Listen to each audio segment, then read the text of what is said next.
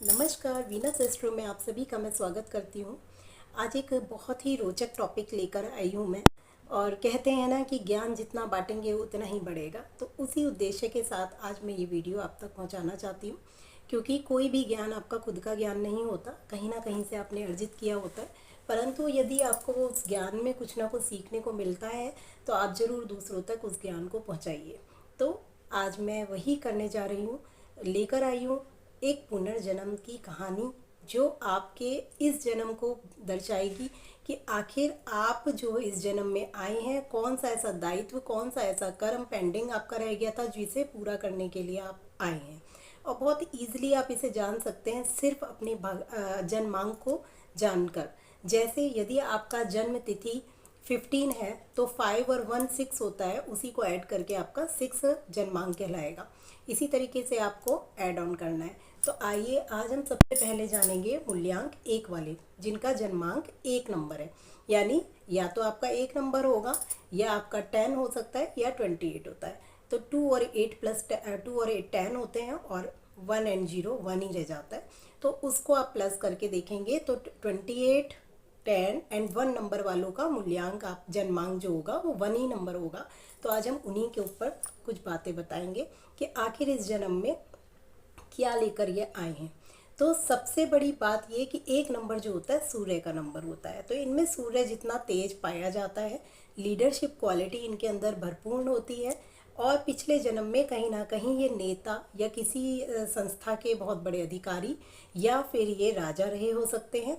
तो जिनमें जिनमें लीडरशिप क्वालिटी कूट कूट के भरी हुई थी। आत्मविश्वास इनके अंदर इतना होता है कि इनको दूसरों की बातें सुनना पसंद तक नहीं होता, क्योंकि ये सेल्फ डिपेंडेंट रहना पसंद करते हैं। लेकिन कहते हैं ना कि किसी भी चीज़ की अति हमें गलत मार्ग तक ले जाती है। क्योंकि किसी ज़रूरत से ज़्यादा भी इंडिपेंडेंट होकर आप बताना कि हाँ ये काम मैंने जो किया है यही सही है, और दूसरों की सलाह बिल्कुल भी ना लेना, ये भी एक अहंकार या अहम का प्रदर्शन करता है। जिससे आप ये जान सकते हैं कि कहीं ना कहीं पिछले जन्म में इन्होंने अपनी शक्तियों का दुरुपयोग किया।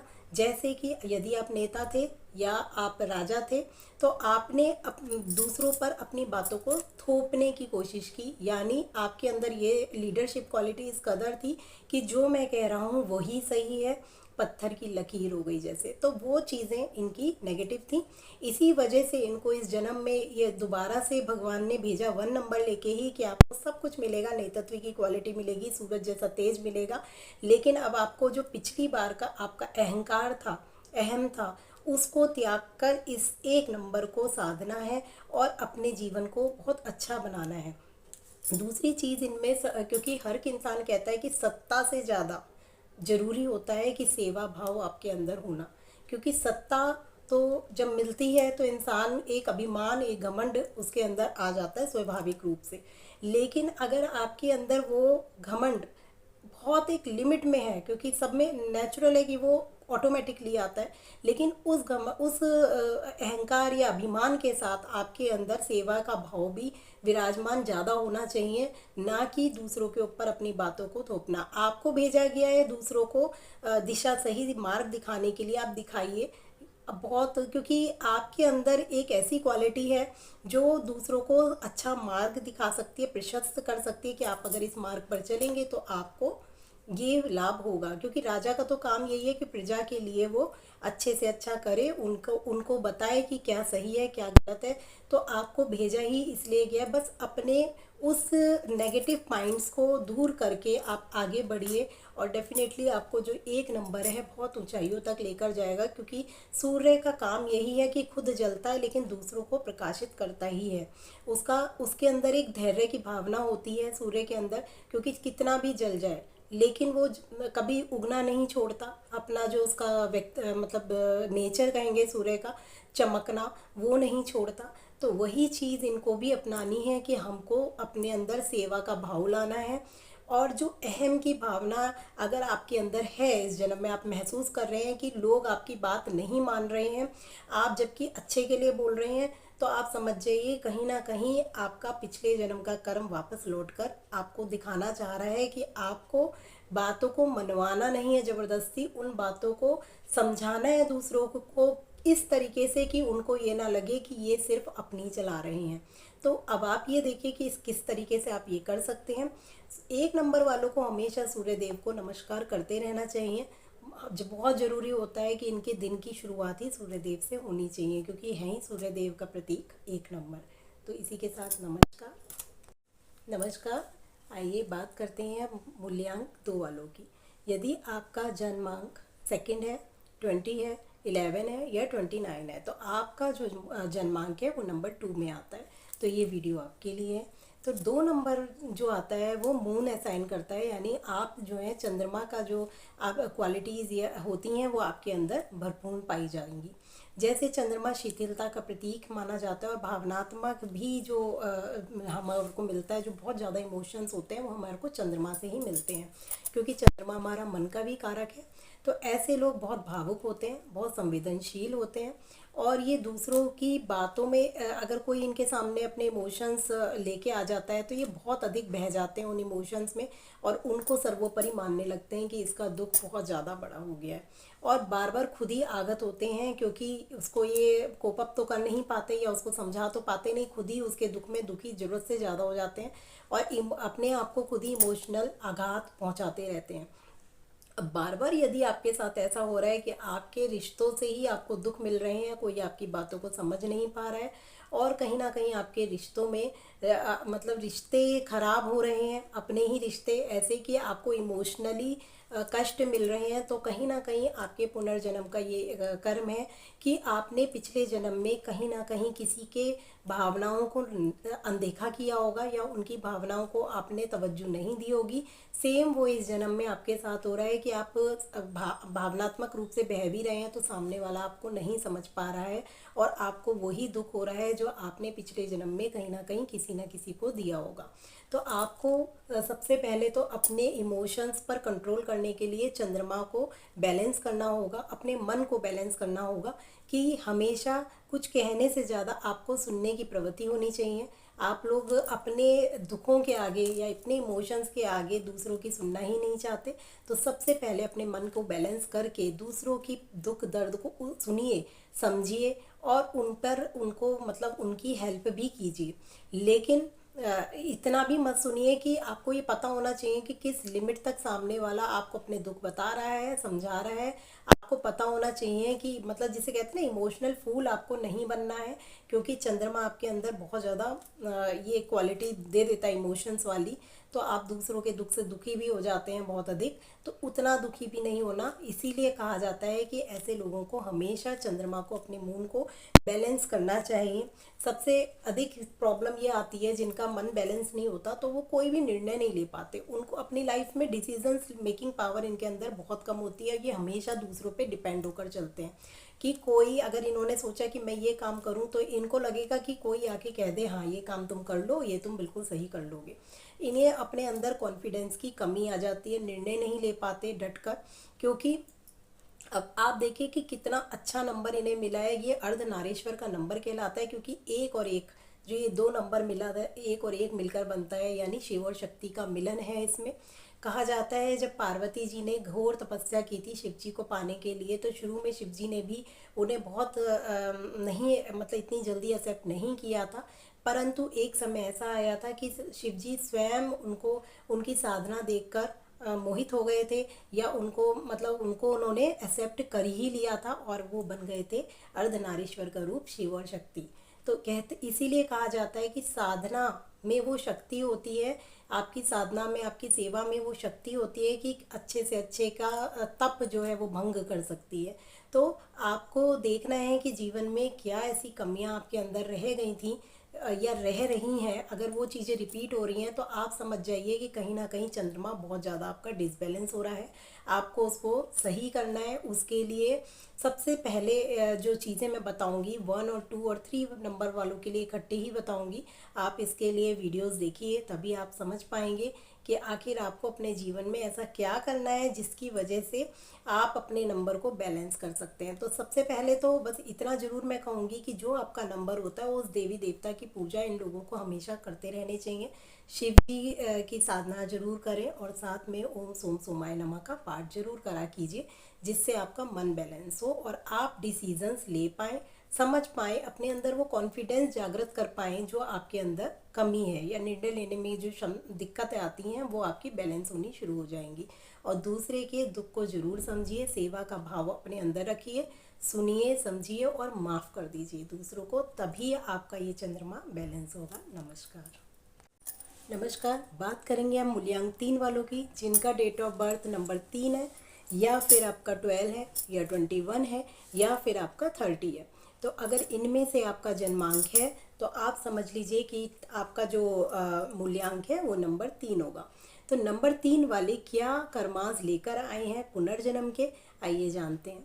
तो नंबर 3 जो है गुरु का नंबर है, यानी ऐसे लोग शिक्षक भी हो सकते हैं और इनके अंदर टीचिंग वाली क्वालिटी भरपूर होती है, क्योंकि ये ज्ञान का अथाह सागर होता है। परंतु इनके जो पिछले जन्म में इन्होंने किया होगा, ऐसा हुआ होगा इनकी यात्रा अधूरी रह गई है कि ये अलग अलग दिशाओं में भागे, मतलब इन्होंने हर तरीके का ज्ञान अर्जित करने की कोशिश करी परंतु एक जगह फोकस नहीं रह पाए। तो इन्होंने काफ़ी सारी चीज़ें शुरू तो करी पर उसका समापन नहीं कर पाए। कहते हैं ना, जब हम किसी चीज़ को शुरू करते हैं और उसका एंड नहीं हो पाता तो हमारी आत्मा हमेशा हमें कहती रहती है कि अरे मैंने वो काम शुरू किया था परंतु मैंने ख़त्म नहीं किया। तो कहीं ना कहीं आत्मा को पता है आपकी कि आपने कुछ कर्म शुरू किए, कुछ ऐसा चीज़ें आपने शुरू करी लेकिन उनका कोई एंड नहीं कर पाए। तो आप दोबारा से इस धरती पर वही नंबर लेकर आए हैं कि अब आपको सीखना है जो गलतियां आपने पुनर्जन्म में की, कि आप किसी दिशा तक नहीं पहुंच पाए, किसी मंजिल तक नहीं पहुंच पाए, क्योंकि आपने बहुत सारी दिशाओं की तरफ बढ़ना शुरू कर दिया। तो इस बार आपको यही करना है कि एक दिशा पकड़िए और उस पर फोकस कीजिए और उसको फिनिश करके उसको एक फुलफिलमेंट तक पहुंचाइए, तभी आपको आपकी आत्मा को वो शांति मिलेगी। और ऐसे लोगों में बहुत अच्छी मतलब एक तरीके से शिक्षक ये बहुत अच्छे बनते हैं और अपने जो ज्ञान इनके अंदर अथाह ज्ञान है और उसको ये एक ऊंचाइयों तक पहुंचा सकते हैं, लोगों तक पहुंचा सकते हैं। बहुत अच्छे ये इनके अंदर सीखने की जो क्वालिटी होती है वो बहुत ज़्यादा होती है। ऐसे लोग सीखने में बहुत आगे बढ़ते हैं और तरह तरीके की चीज़ें सीखना चाहते हैं। बस कमी यही होती है कि ये बहुत सारी चीज़ों को एक साथ हाथ लेना चाहते हैं।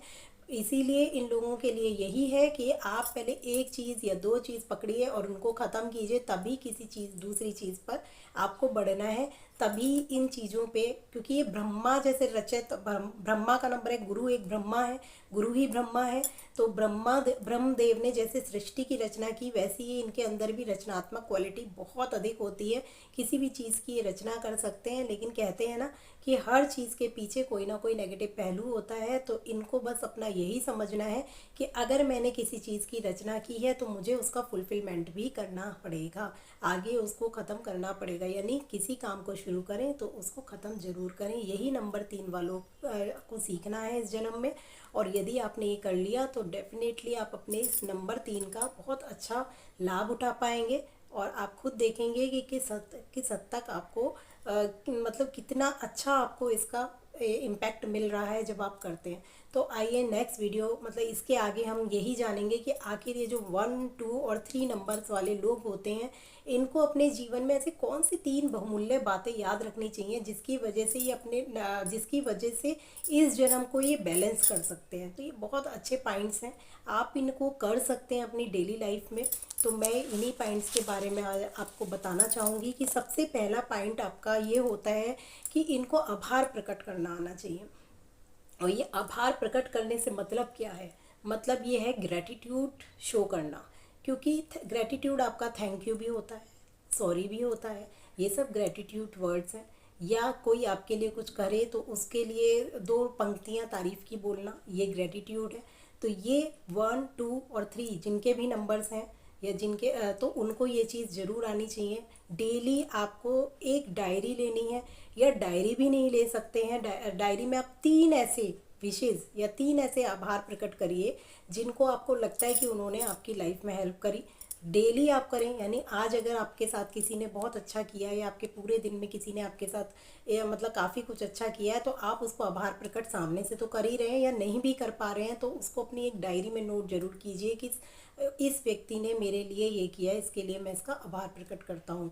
आप देखेंगे कि आपको कितना अच्छा फील हो रहा है।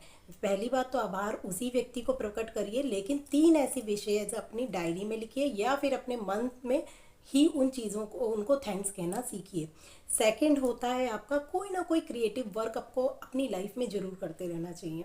चाहे आप वो म्यूज़िक कर रहे, म्यूज़िक सिंगिंग का शौक़ है सिंगिंग करिए, डांसिंग का शौक़ है, पेंटिंग्स का शौक़ है, या एनी क्रिएटिव वर्क जिसमें आप अपना क्रिएशन दिखा सकें, क्योंकि बहुत क्रिएटिव होते हैं ये तीनों ही नंबर। आप देखेंगे क्योंकि 1 नंबर राजा का है, वो नेतृत्व लीडरशिप क्वालिटी रखता है। सेकंड नंबर चंद्रदेव का है और चंचलता लिए होता है। तो इनकी चंचलता कब रुकेगी? जब ये किसी एक्टिविटी में लीन होंगे, तो उस चंचलता को अपनी एक्टिविटी में करिए। और तीसरा नंबर ज्ञान का होता है, और ज्ञान क्या होता है ना, हम ये भी ज्ञान ले लें वो भी ज्ञान ले लें, तो वो भी अगर एक चीज़ में अपने आप को फोकस करेंगे, कोई क्रिएटिव वर्क करते रहेंगे, ऐसी चीज़ जिसमें उनका मन लगे, तो उनके लिए भी ये बहुत अच्छा रहेगा। और तीसरा जो सबसे ज़्यादा ज़रूरी है इन तीनों मूल्यांक वालों के लिए, वो है सूर्य नमस्कार। आपकी जो दिन की शुरुआत होनी चाहिए वो सूर्य नमस्कार से होनी चाहिए। चाहे आप सूर्य को जल दे रहे हैं या नहीं दे रहे हैं, बट सूर्य को जल तो हर किसी को देना चाहिए, क्योंकि कहते तो यही हैं कि उगते सूरज को जल देना चाहिए। बट आजकल की बिज़ी लाइफ में, या फिर इतने आलस से भी कहेंगे, बिज़ी तो क्या ही कहेंगे, सबकी लाइफ बिज़ी है, लेकिन आलस से प्रधान लाइफ हो गई है हम सभी की, कि आसानी से हम उठना नहीं चाहते, तो सूर्य को इतनी जल्दी जल नहीं दे पाते। बट मैं ये मानती हूँ कि आप कम से कम 11 बजे से पहले तो कोशिश कीजिए कि सूर्य को जल अर्पित करें। आपको डेफिनेटली उसका फल ज़रूर मिलेगा। और अगर जल भी नहीं अर्पित कर रहे हैं तो सूर्य को कम से कम नमस्कार ज़रूर करिए। इसी के साथ नमस्कार।